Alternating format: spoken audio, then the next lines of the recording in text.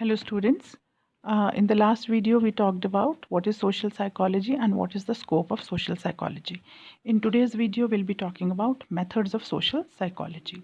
तो जिस तरह हमने फाउंडेशन ऑफ साइकोलॉजी वाले कोर्स में बात की थी कि साइकोलॉजी को स्टडी करने के लिए विभिन्न मेथड होते हैं. Experimental method we had studied, for example, and observational method we had studied. और भी कई सारे मेथड होते हैं, लेकिन वही आपके सिलेबस में थे तो we had discuss those two methods.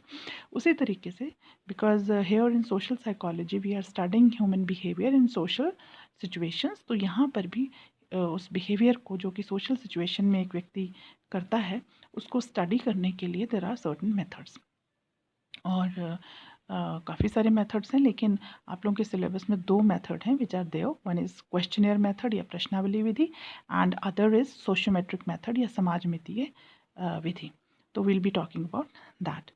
As far as the questionnaire method is concerned, questionnaire method या प्रश्नावली विधि जो होती है ये इसमें क्या होता है कि जो व्यवहार, सामाजिक व्यवहार जो है हम स्टडी करना चाहते हैं उससे संबंधित बहुत सारे क्वेश्चंस जो होते हैं, लिस्ट ऑफ क्वेश्चंस जो होते हैं उनको प्रिपेयर किया जाता है और फिर वो लिस्ट बनाकर जिसका हम व्यवहार स्टडी करना चाह रहे हैं उसको दी जाती है और वो फिर व्यक्ति उन क्वेश्चंस पर अपने रिस्पॉन्सेस देता है. तो क्वेश्चनर मेथड या प्रश्नावली विधि क्या है कि काफ़ी सारे प्रश्न जो हैं वो इकट्ठे दे दिए जाते हैं उस व्यक्ति को जिसका हम व्यवहार स्टडी करना चाह रहे हैं.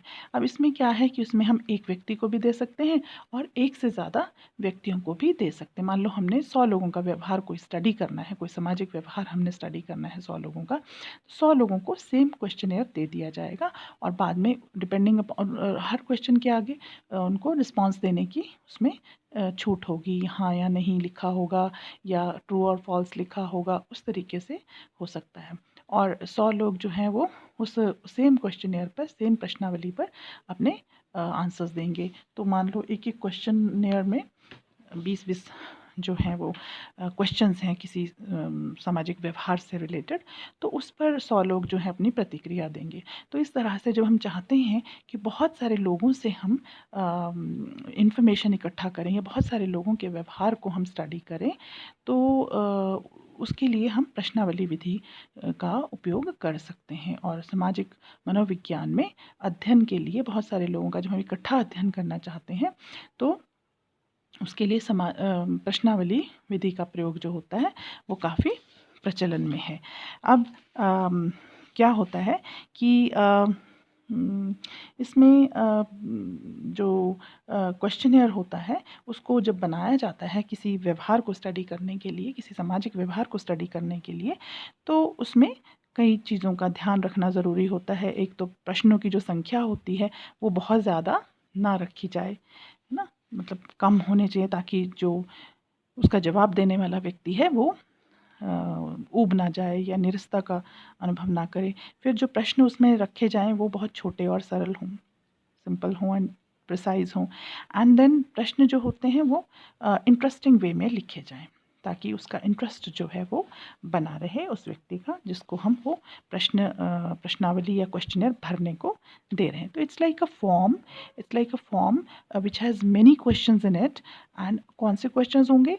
उस सामाजिक व्यवहार से संबंधित जिसका हम अध्ययन करना चाह रहे हैं. अब प्रश्नावली विधि जो है वो बहुत सारे लोगों को दी जा सकती है, जैसे मैंने बोला कि 100 लोगों को इकट्ठा दी जा सकती है.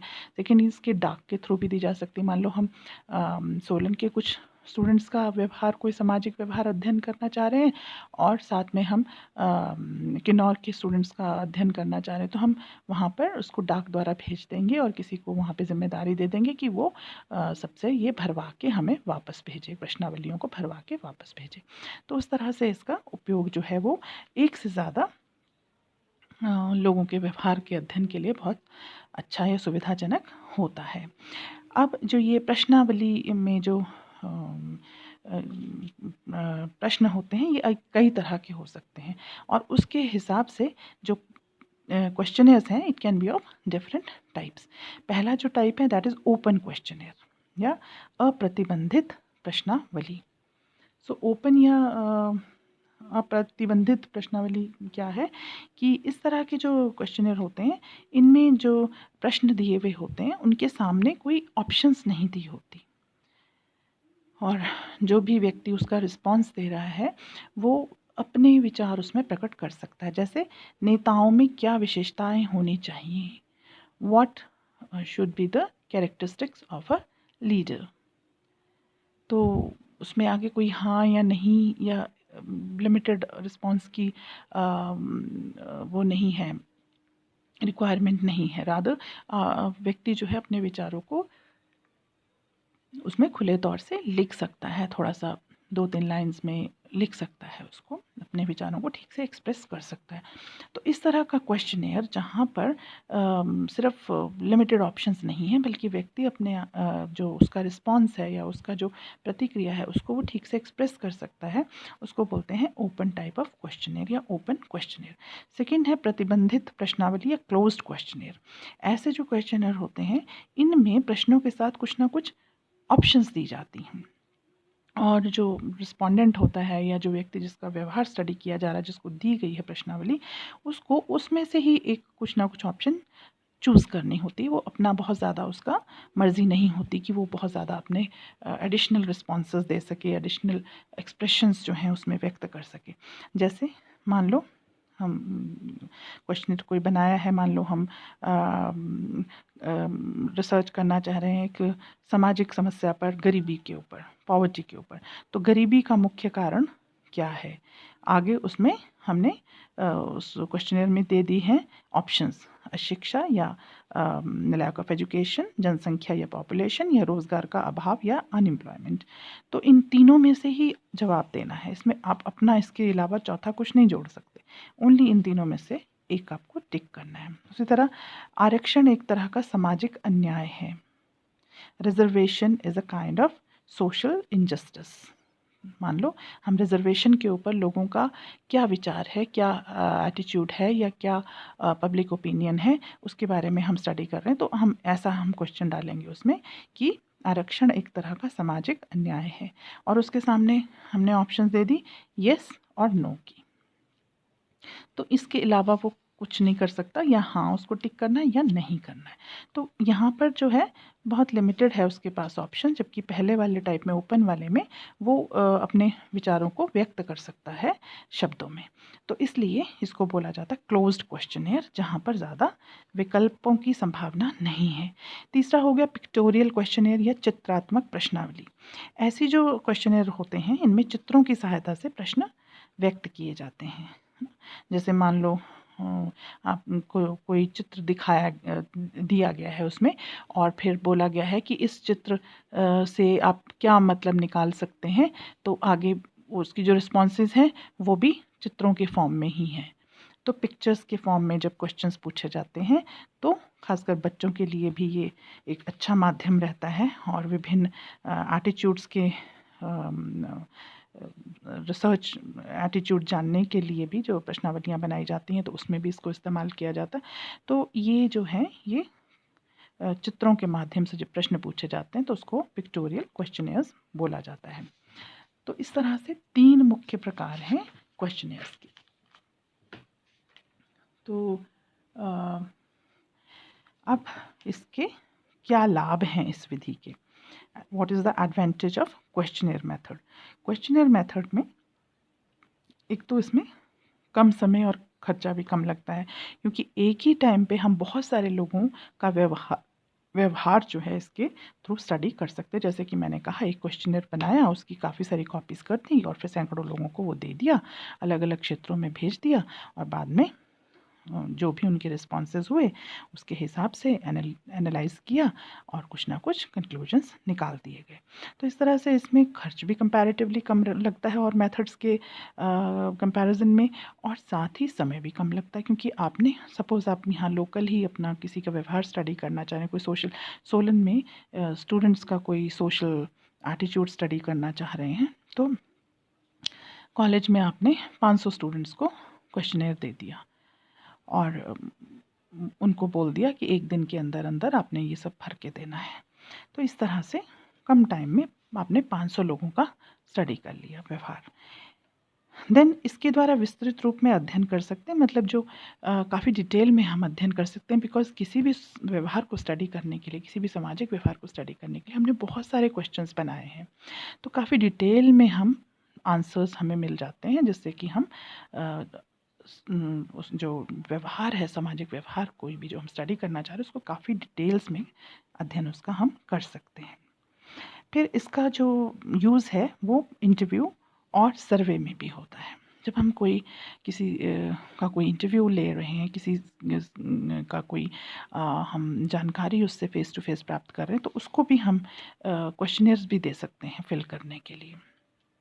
तो इंटरव्यू के टाइम पर भी इसका प्रयोग जो है वो किया जा सकता है। देन सर्वे, जैसे कि कोई हम मान लो कोई सर्वे करना चाहते हैं कि कॉलेज के कितने छात्र जो हैं वो कॉलेज में मोबाइल लेकर आने के पक्ष में हैं, और उनके क्या विचार हैं इसके बारे में, या कितने जो ऐसे हैं जो मोबाइल लेकर आने के पक्ष में नहीं है। तो उस तरह का अगर हम कोई सर्वेक्षण करना चाहते हैं तो भी हम क्वेश्चनर्स का इस्तेमाल कर सकते हैं। तो इस तरह से इसका यूज़ जो है वो इंटरव्यूज़ में और सर्वेज में भी होता है।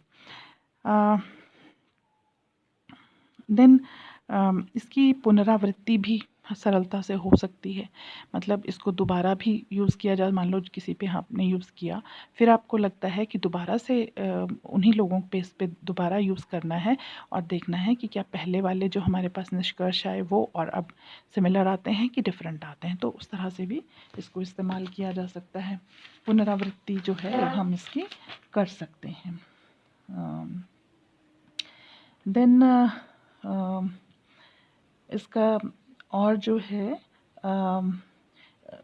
जो महत्वपूर्ण इस्तेमाल और है वो ये कि दूर के लोगों के ऊपर भी हम इसको इस्तेमाल कर सकते हैं। मतलब अगर हम सोलन बैठे हैं लेकिन हम चाहते हैं कि हिमाचल के अन्य ज़िलों में या इवन दुर्गम क्षेत्रों में भी अगर हम किसी व्यवहार को अध्ययन करना चाहते हैं तो हम तब भी इसको कर सकते हैं। हम वहाँ पे इसको डाक के माध्यम से भिजवा सकते हैं और वहाँ किसी की जिम्मेदारी रख सकते हैं कि इस तरह से आपने ये इन लोगों को देने हैं, इस तरह के लोगों को देने हैं और फिर हमें कलेक्ट करके वापस करने। तो दूर के लोगों को भी हम इसके माध्यम से उनका भी व्यवहार हम स्टडी कर सकते हैं। और दूसरा है कि इस तरह से इससे विश्वसनीय जो प्रदत्त हैं या डेटा है या आंकड़े हैं उनको हम इस्तेमाल कर सकते हैं, प्राप्त कर सकते हैं। तो ये जो है कुछ एक इसके लाभ हैं।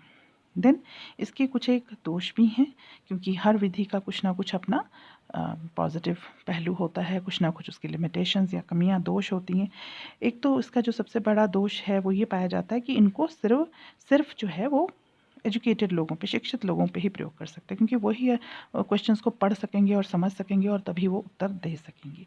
तो अशिक्षित लोगों पे या छोटे बच्चों पे इसको इस्तेमाल करना मुश्किल है। दूसरा, अगर कोई जो है क्वेश्चनियर अधूरा छोड़ देता, मान लो 20 क्वेश्चन है, उसमें से वो सिर्फ 15 क्वेश्चन या 16 क्वेश्चन ही करता, बाकी छोड़ देता है, तो उसका फिर फ़ायदा नहीं होता, उससे पूरी जानकारी नहीं मिलती और परिणामों की विश्वसनीयता घट जाती।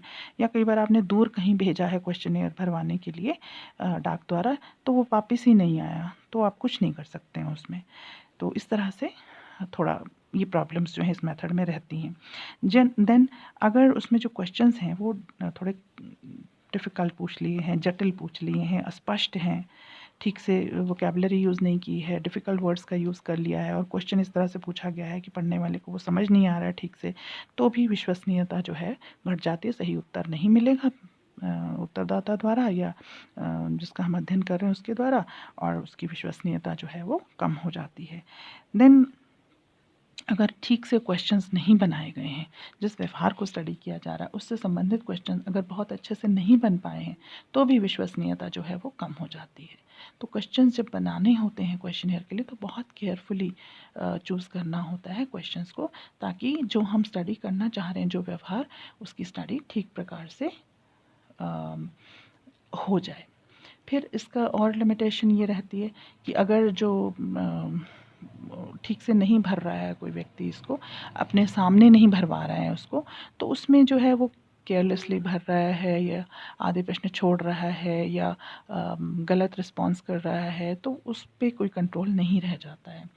तो इस तरह से ये कुछ एक चीज़ें हैं जो इसमें इसकी जो है वो डीमेरिट्स या लिमिटेशंस जो हैं वो कही जा सकती हैं।